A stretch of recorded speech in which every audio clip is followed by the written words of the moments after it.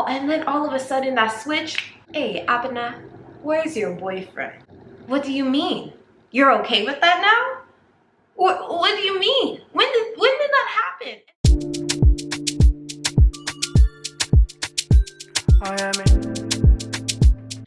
Saint, my name is ESIKOKUI and I have a new video for you today. I am going to be talking about unpopular opinions, but African edition, okay? I'm gonna hit like 5 points. You know, if you guys like this, I can definitely do a part 2 because there are so many things to say.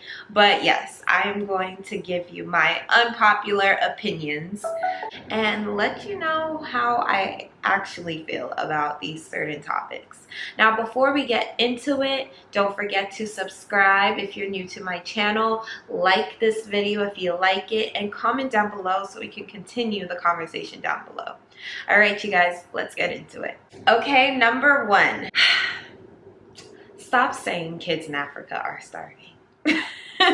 That statement, when, you know, someone isn't eating all the food on their plate or they're not finishing their drink or something, and most likely it's a parent and they're like, there are kids starving in Africa.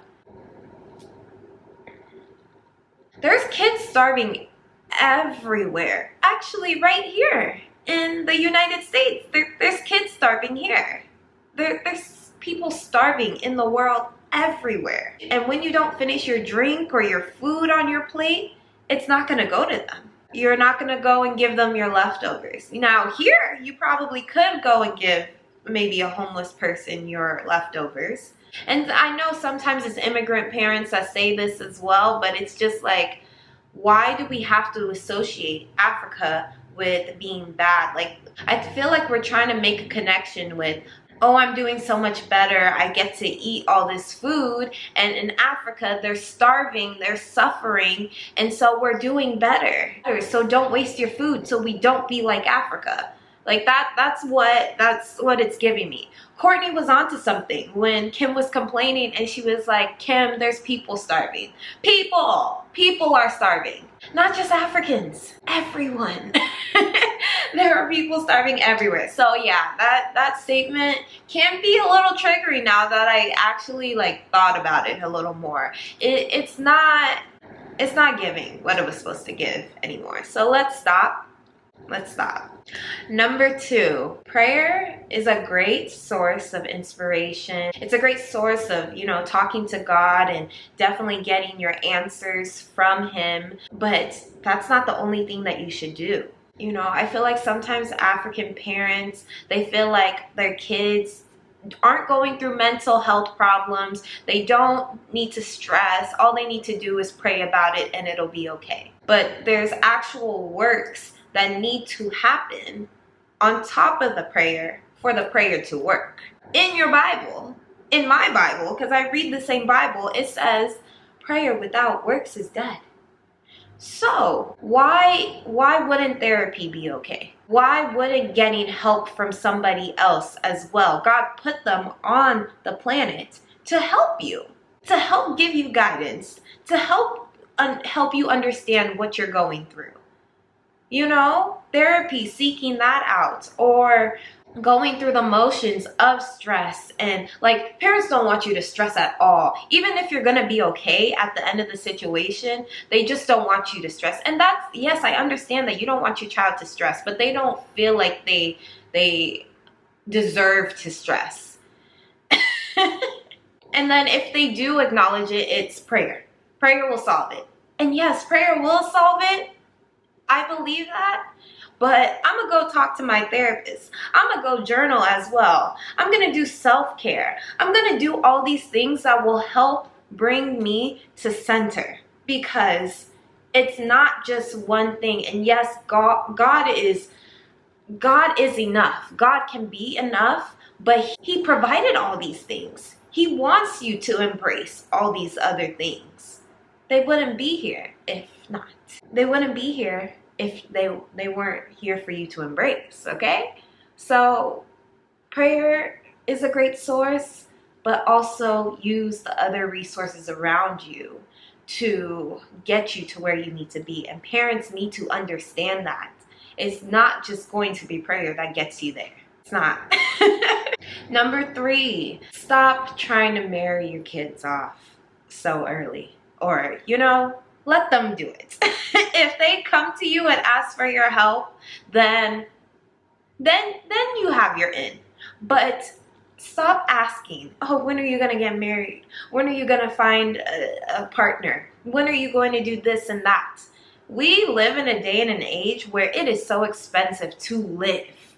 And I know, like, back in their day, it was expensive for them to live.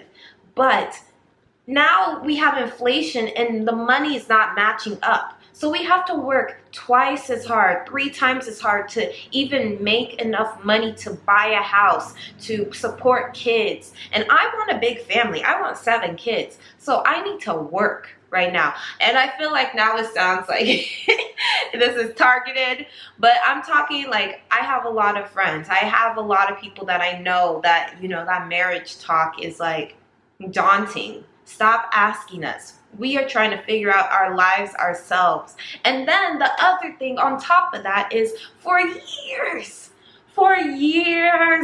growing up, you didn't want us to look at a boy at all. Look into dating, talking to anybody at all. And then all of a sudden that switch, hey, Abena, where's your boyfriend? What do you mean? You're okay with that now?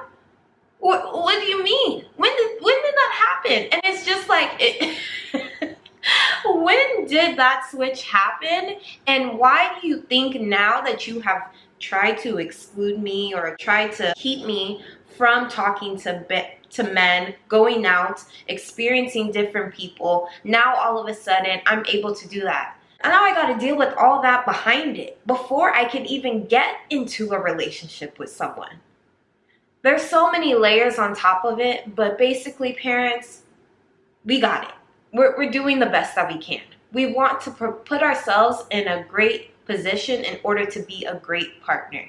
And I do think that a lot more people are staying in healthy marriages.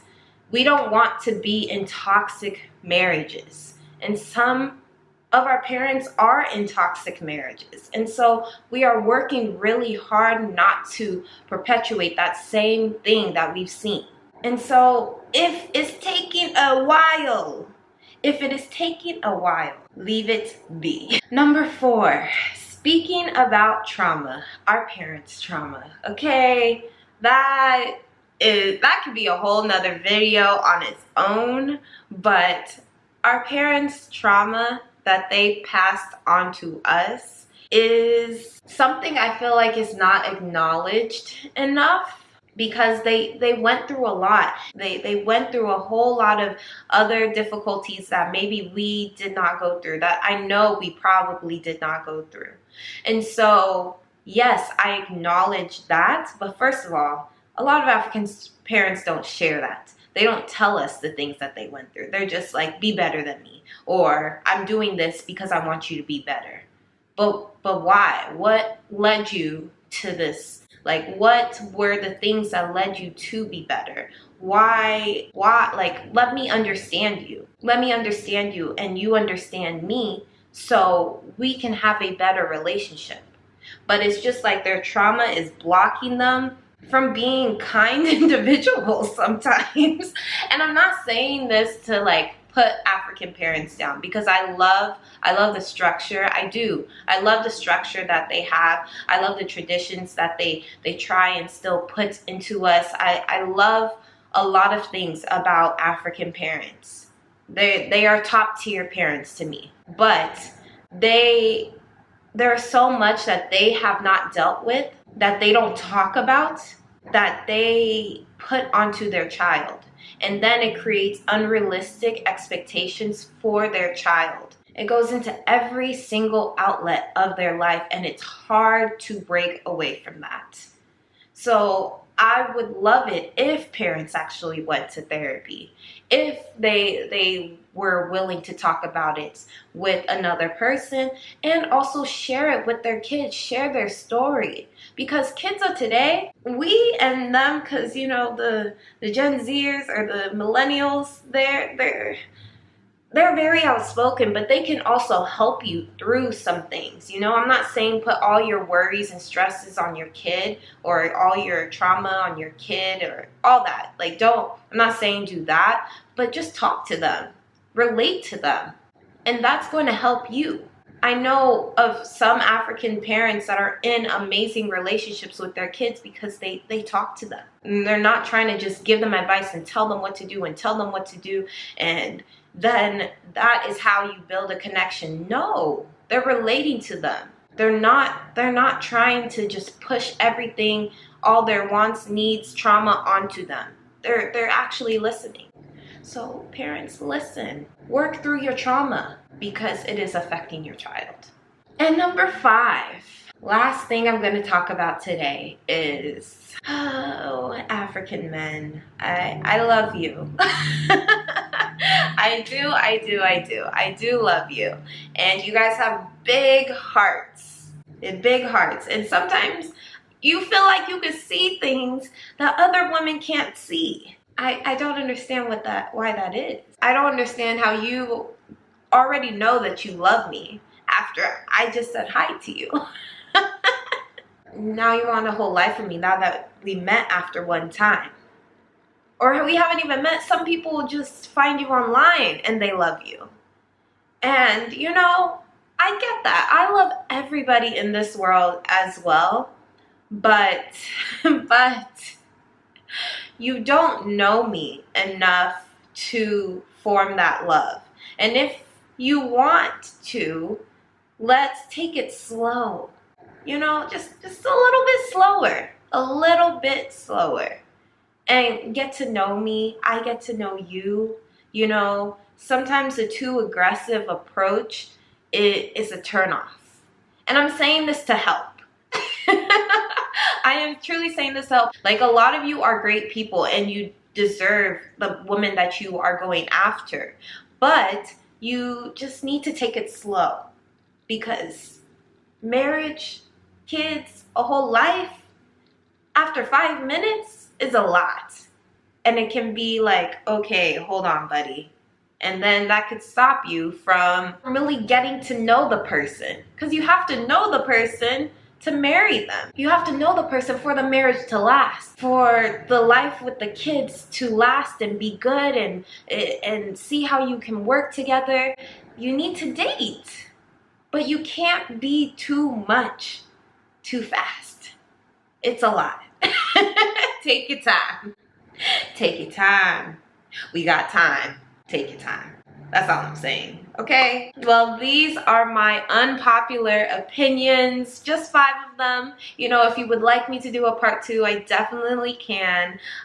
If you would like to talk more about any of the topics that I brought up, definitely comment down below and like this video if you liked it. Share it. Let's see if this unpopular opinion is also your opinion. You know, we could talk. So yes.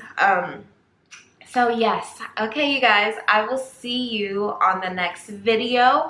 I'm now going to be posting 3 days a week. Yes, I'm going to do my best. I am traveling and I'm still going to do it, but yes, 3 times a week. I will post on Sundays, Tuesdays, and Thursdays. Thursdays will always be a What's the Wahala video, and it looks like Tuesdays I'm going to post a vlog, and Sundays will be videos like this where I'm sitting down and talking to you. So look out for more videos, and I will see you guys next time.